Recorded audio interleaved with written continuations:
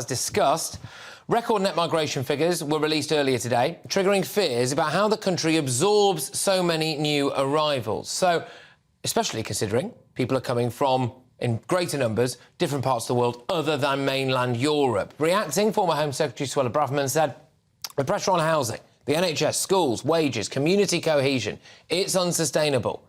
When do we say enough is enough? When it comes to community cohesion, Braverman is also on record saying, famously, multiculturalism has failed.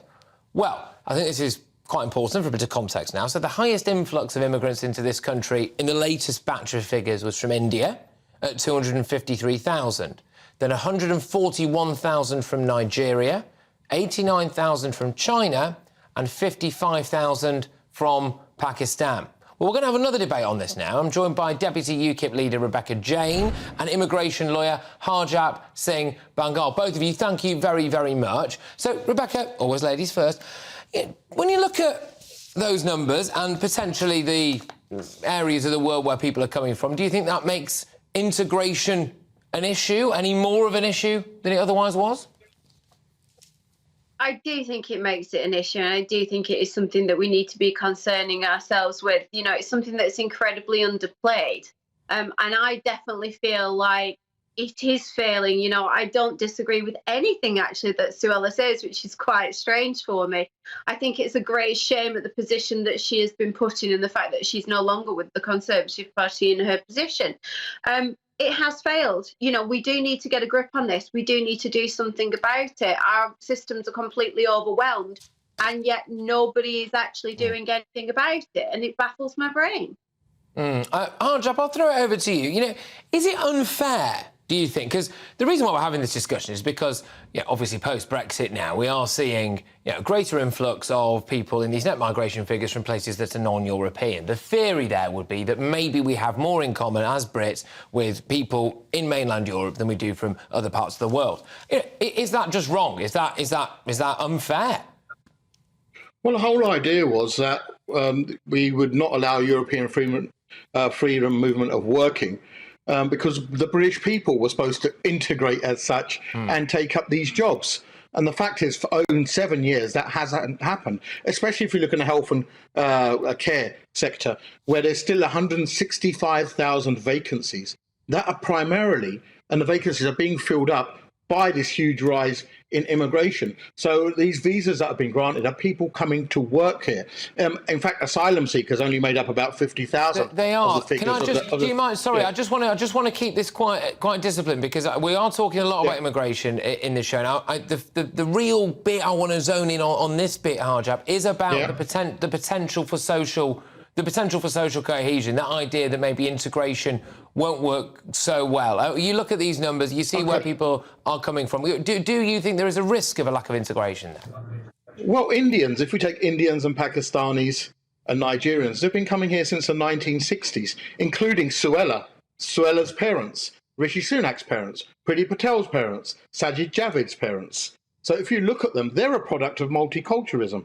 And could you say they've failed? Well, some people, I regularly say that they've failed. But the fact is they haven't failed to integrate. They've gone through the British system. They've gone to unis. They've contributed to society, allegedly. And the fact is there are areas where people and communities are gathered. So you get areas such as in Birmingham and Bradford and Manchester and Southall. But equally, they're tourist attractions too and touristy stuff too. And I wouldn't say they place an extra burden in them communities. It's just where people prefer to live. So you'll find Indians or people from Indian origin all over the UK, from Scotland to Southampton. OK, yeah, so that's hard. So, Rebecca, what do you make of that then? That we've got nothing to worry about when it comes to integration. Our quotes unquote British societal norms will remain intact despite some of these numbers. But that's not what is actually happening, is it? You know, in Britain today, there's nothing more unpopular than to actually just be British.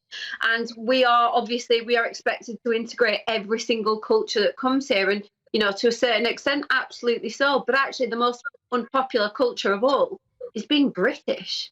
And why is that? Why are we demonized for even saying that? Because this is the land in which we live. So many people want to come here. It's such a brilliant place. But yet we're now expected to turn it into this multicultural, epicenter of the world. Like, there's a lot of great things about being British, but today it's almost becoming unpopular. Rebecca, what bit of British culture or bits of British cultural society are you concerned that will lose? The bits that we will lose, obviously, I think that our whole heritage, our whole, we are still apologising for obviously slavery, and we are still expected to apologise for it for years upon years upon years to come. We don't ever get to say about anything that is actually good to be from Britain. It doesn't feel anymore, and I don't think that there's anything that is more unpopular. Okay. Very quickly, because I think that's a really good point for me to just very, very quickly give Harjap the final say on this, which is, I suppose, Harjap, if we create a country full of people who don't have any kind of shared history, that might be a concern for people about how we move forward. Well, if we look at a lot of the countries where people are coming from, we do have a shared history.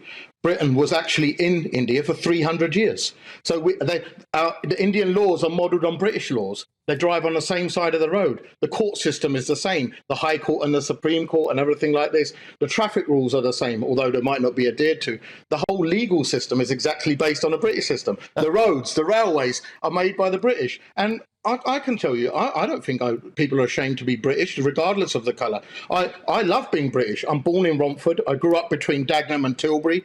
I went to school. I was born and bred in Essex. My Cockney rhyming slang is brilliant. I wear a whistle to work. So there you go. I'm proud. And Britain has the best human rights record in the world. Britain is a leader in everything, in the service industry. Brilliant. Proud to be British. Look, both of you, thank you very much. I am fascinated by this discussion, and I think it's going to rear its head quite a lot going forward in one way or the other. So both of you, thank you very much. That is the Deputy Leader of UKIP Rebecca Jane and immigration lawyer Harjap Singh-Bhangal.